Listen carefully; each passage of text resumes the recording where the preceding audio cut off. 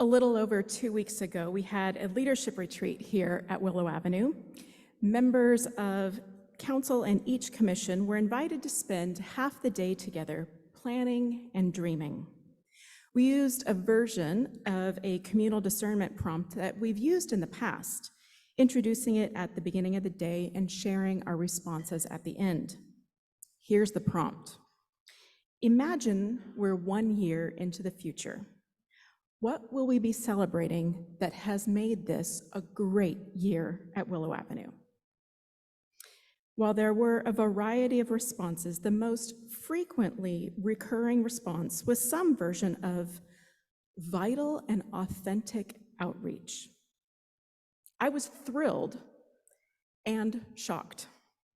Aren't many of us kind of allergic to evangelism? While some of us have serious trauma about this, others of us have stories in which we were merely offended. Like the time some missionaries came to my door and wanted to study the Bible with me so that they could introduce me to Jesus. I said sure, and asked them if they would like to do that in Greek or Hebrew. How dare they? I was teaching Bible at a university, including biblical languages. And these guys, yes, guys, have the audacity to knock on my door and assume I don't know Jesus. Please. This is what often comes up for me when I think of evangelism. And yet, there is good news about God's vision for flourishing life for all creation that I love talking about with others and dreaming about how we might participate. That's what I had a code of there we go. That's what evangelism, euangelion in Greek, is at its core. Good news. So how do we reframe what that looks like so we don't keep silent about God's beautiful vision for life? Maybe there's something in Isaiah 58 that could help us to dream about this. This section of Isaiah reflects the concerns of the post-exilic era, when King Cyrus of Persia, who had conquered Babylon, who had conquered Judah and destroyed the temple, allowed prisoners of war like the Jews to return to their homelands and rebuild. Not everyone took Cyrus up on his offer. They'd been in Babylon for 50 years. They'd made new homes. They had new lives. Rather than an idyllic reunion, those who do return find themselves at odds with those who were left behind in the first place. They too have new lives. And the context of this section of Isaiah reveals that great divisions between them exist about how to best move forward together. They agree, for example, that the temple in Jerusalem should be rebuilt, but they don't agree on how best to do that. And when it is finally rebuilt, it seems there's some disappointment that it isn't as large and grand as Solomon's original temple. During this time of strife and division after the exile, we see the practice of fasting highlighted. During this period, fasting had become one of the principal religious practices. So, if you needed to get holy or spiritual, you fast. But the complaint is that it's not working. God isn't responding. This spiritual practice, rather than enabling them to draw close to God, to discern God's voice and the movement of God's Spirit, has become transactional. I fasted, now you need to give me what I want. But fasting, or any spiritual practice, doesn't work without serious reflection and honest and humble examination of both heart and actions. So by all means, fast, or whatever other religious practice that you'd like to engage in, but don't separate that from right and just behaviors. We see this in the couple of verses just before the passage read earlier, starting partway through verse 2. This is God speaking. They ask me for righteous judgments, wanting to be close to God. Why do we fast and you don't see? Why afflict ourselves and you don't notice? Yet on your fast day, You do whatever you want and oppress all your workers. You quarrel and brawl, and then you fast. You hit each other violently with your fists. And then, after this, we have a rather classic prophetic call to do justice to those to whom their society is marginalizing. People experiencing wicked restraints, the hungry, the homeless, the poor. And then I'm struck by the list of the thens in this if-then series. The things the prophet says will happen if and when people do justice by caring for those who are suffering the most. I put the thens in shining epiphany yellow. Then your light will break out like the dawn, and you will be healed quickly. Doing the right thing is healing. Then you will call, and the Lord will answer. You will cry for help, and God will say, I am here.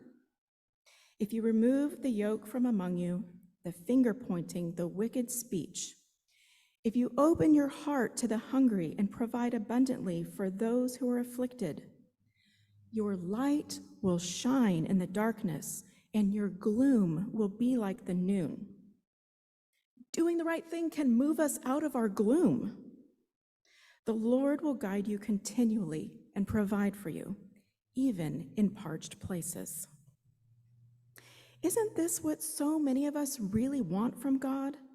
Assurances of God's presence, a response when we cry out? There are no empty promises that they or we will never experience hardship or pain. The promise is that God will be with them, with us. We will be healed and our light will shine. In these lists from the prophets of the marginalized and outcasts, prisoners are also included. And I realized I've never connected with a prison ministry.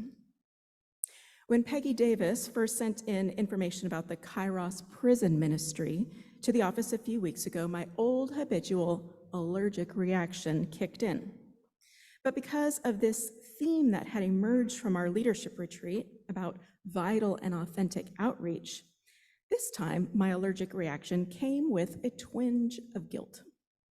Throughout the Bible, when groups of marginalized and neglected people are listed, the poor, the widows, the immigrants, the hungry, the homeless, the prisoner, it seemed to me that the prisoner might be the easiest to neglect. It's hard to get access.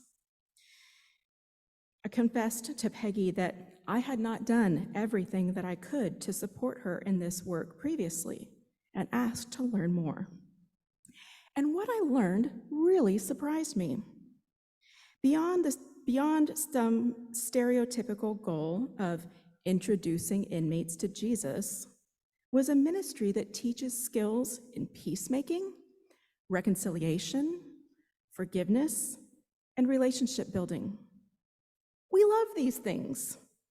I learned that when inviting inmates to attend a Kairos weekend, they start with those who have influence over others, if you know what I mean. Their transformation as they learn to practice these very Anabaptist values have a real impact on the rest of the community inside the prison. If you haven't had a chance to watch the video that was included in yesterday's email, I strongly encourage you to do so. There's a powerful story of one man's journey to healing and reconciliation, and the cookies from the Kairos ministry played an integral role in that. So now I've seen the light regarding the Kairos prison ministry, but what about evangelism as a whole? An article in this month's Christian Century by Debbie Thomas is helping me there. She writes, "What would it be like to reclaim evangelism as an invitation to embody questions that matter, to get curious, to tell stories, to believe that we have as much to learn from sharing of the good news as those we share it with? What if evangelism becomes a communal and reciprocal seeking after truth, a commitment to lifelong learning, a practice of deep calling to deep? What if we share the good news with a view to discerning how God is alive in all people and all things? What if we enter into evangelism not with the arrogant assumption that we are bringing God anywhere, but with the odd realization that God is already out ahead of us, beyond us, and in us, and between us? That's Debbie Thomas, and her article is Reclaiming the E Word in this month's Christian Century. You could ask Lynn if you need a copy of that article. So what about you? What about us? What can we do during this season of Epiphany, this season of light? How do we live out Isaiah 58's call to let our light break out like the dawn? And what exactly is your light? We've been highlighting some newer issues lately: immigration and the border wall, Indigenous people's stories, incarceration. When you consider these and other ministries, what light might you bring? It may be that you look around and don't see a way to connect with these ministries. And maybe it's because you are the one to bring that particular ray of light into that place. Maybe you are the one to bring that light into that place. It may simply be serving, and that would be great. But maybe there's something more unique that you have to offer. For me, it's often related to food and cooking.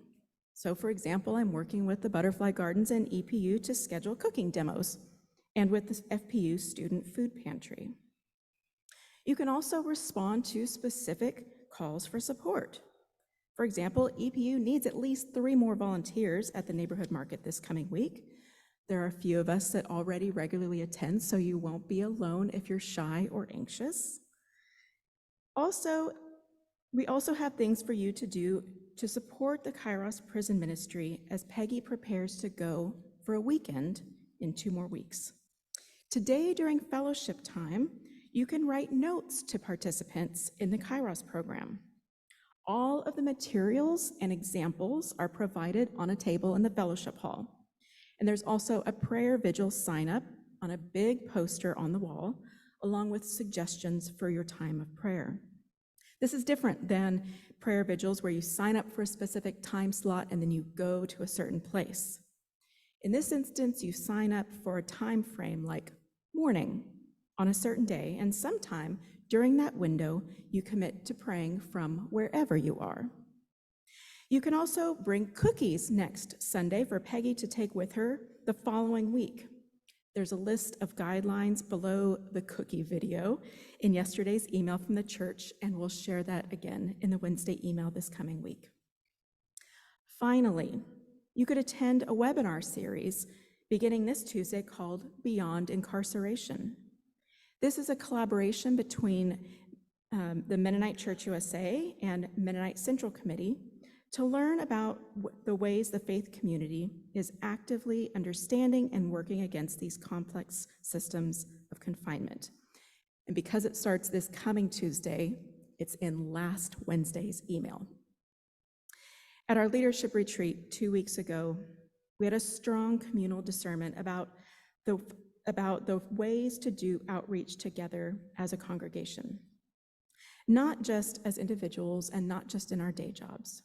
We even came up with a theme to guide our work together as we begin this journey: empowering new beginnings. And so what might that look like at Willow Avenue? Maybe it looks like this. This is the conclusion of our Isaiah 58 passage.